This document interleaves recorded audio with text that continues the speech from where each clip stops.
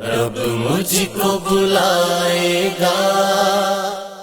حج ارکان اسلام میں ایک بنیادی رکن اور اہم عبادت ہے۔ وہ دن بھی تو آئے گا، میں کعبے کو دیکھوں گا۔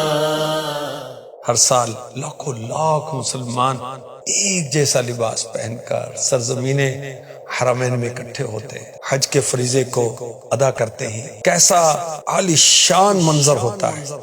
حاضر ہے مولا، حاضر ہے، حاضر ہے مولا، حاضر ہے۔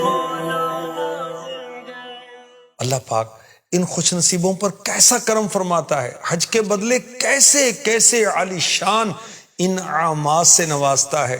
فرامین مصطفیٰ صلی اللہ علیہ وآلہ وسلم فرمایا، حاجی اپنے گھر والوں میں سے 400 مسلمانوں کی شفاعت کرے گا اور گناہوں سے ایسا نکل جائے گا جیسا اس دن کے ماں کے پیٹ سے پیدا ہوا۔ فرمایا میرے نبی صلی اللہ علیہ وآلہ وسلم نے، حج کیا کرو کیونکہ حج گناہوں کو اس طرح دھو دیتا ہے جیسے پانی میل کو دھو دیتا ہے۔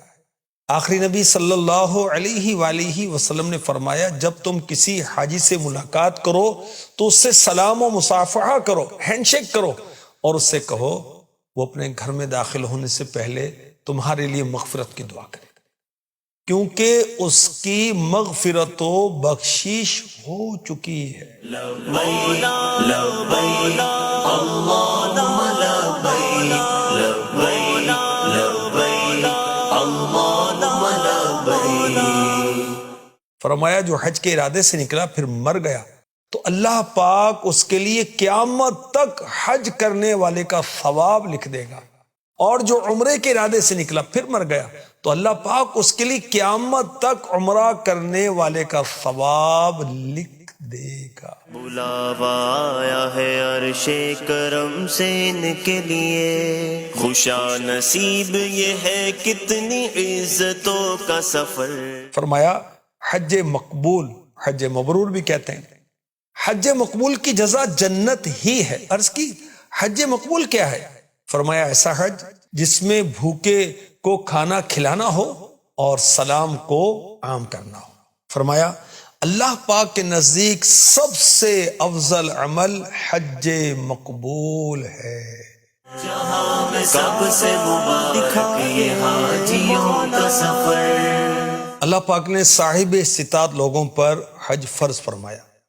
جو حج فرض ہونے کے باوجود اس کی ادائیگی میں غفلت کرے، سستی کرے، سخت گناہگار جہنم کا حقدار ہے۔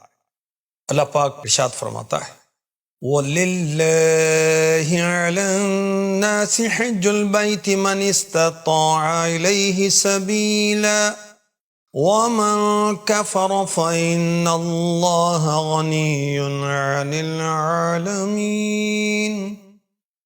اور اللہ کے لیے لوگوں پر اس گھر کا حج کرنا فرض ہے جو اس تک پہنچنے کی استطاعت رکھتا ہے، اور جو انکار کرے تو اللہ سارے جہاں سے بے پرواہ ہے۔ اللہ ہمیں بھی حج کرا دے، مکہ دکھا دے، مدینہ دکھا دے، عرفات کا وقوف نصیب فرما دے، مزدلفہ میں ٹھہرنا نصیب فرما دے، مینا میں ٹھہرنا نصیب فرما دے، اور کعبے کی زیارت کریں، طواف کریں، حجر اسود کو چومیں، صفا مروہ کی سعی کریں۔ کاش لبیک لبیک